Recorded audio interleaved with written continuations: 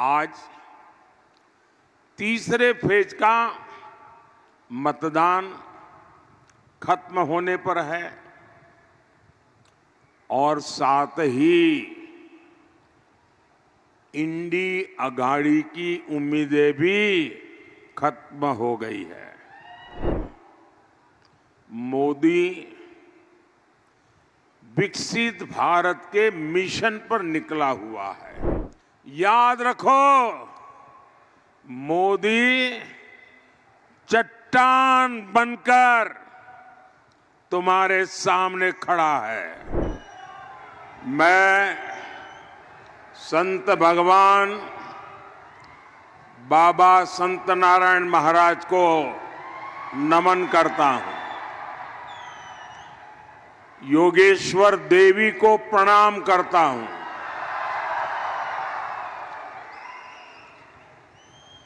बीड़ का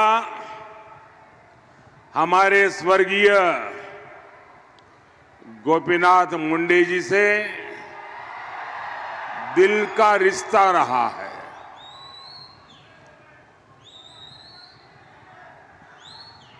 वो हमेशा मुझसे बीड़ और मराठवाड़ के विकास के लिए चर्चा करते थे। मैं उन्हें बहुत भावपूर्वक याद कर रहा हूं। और साथियों, मेरा एक दुर्भाग्य रहा कि 2014 में आपने जब मुझे देश की सेवा करने का दायित्व दिया, तब मैं देश भर में से गोपीनाथ जी जैसे साथियों को चुन चुन करके दिल्ली ले गया था, ताकि हम मिलकर के देश की सेवा करें। गोपीनाथ जी के पास मुझसे भी ज्यादा अनुभव था।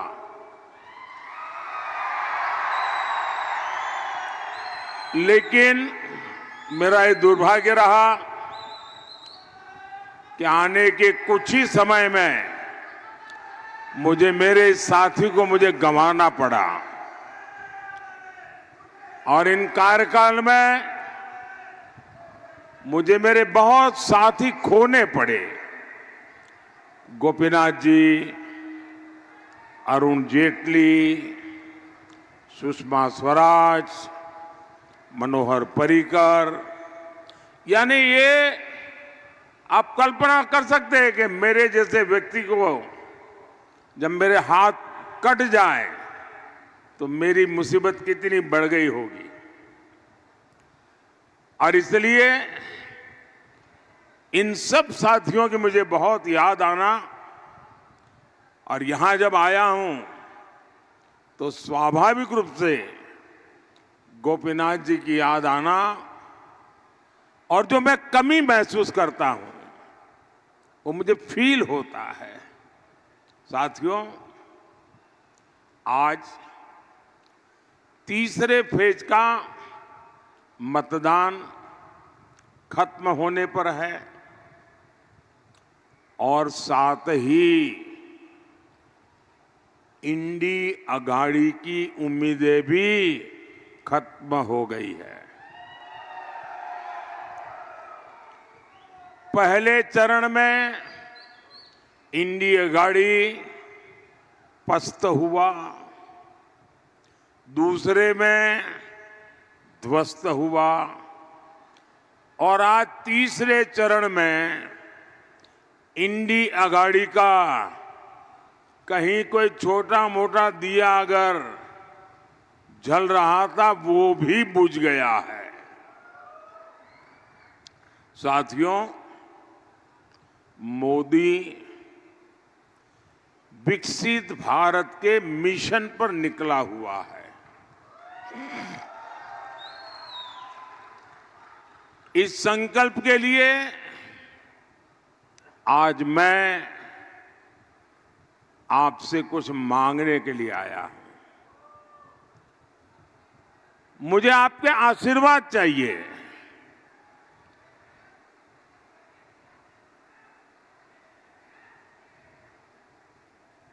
और मेरी विरासत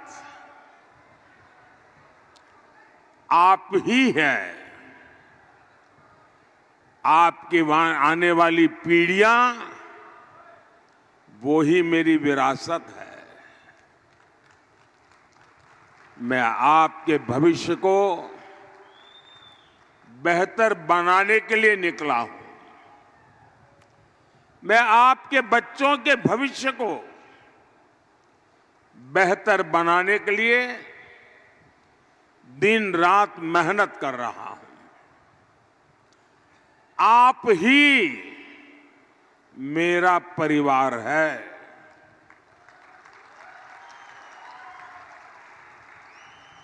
मेरा भारत, मेरा परिवार। लेकिन साथियों, आप जानते हैं, ये इंडी अगाड़ी किस एजेंडे के साथ चुनाव में है?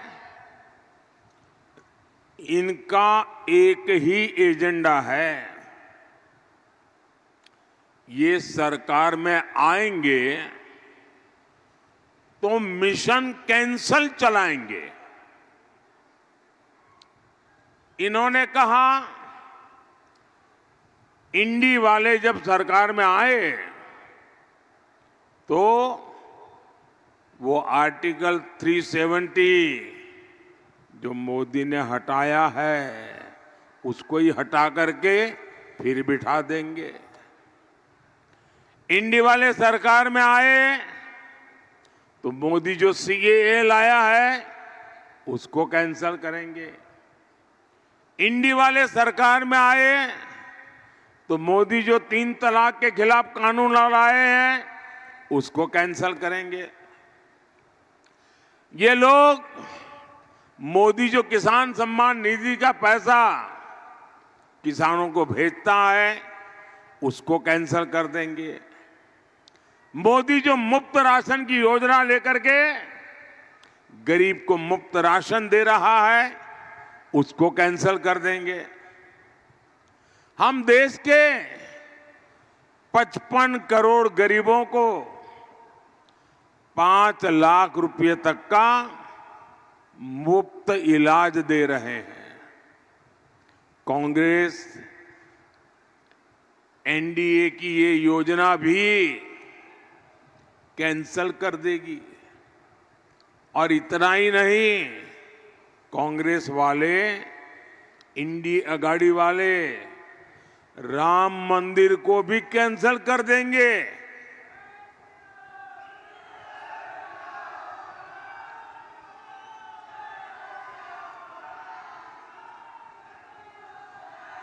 आप चौंकिए नहीं। एक पुराने कांग्रेसी नेता ने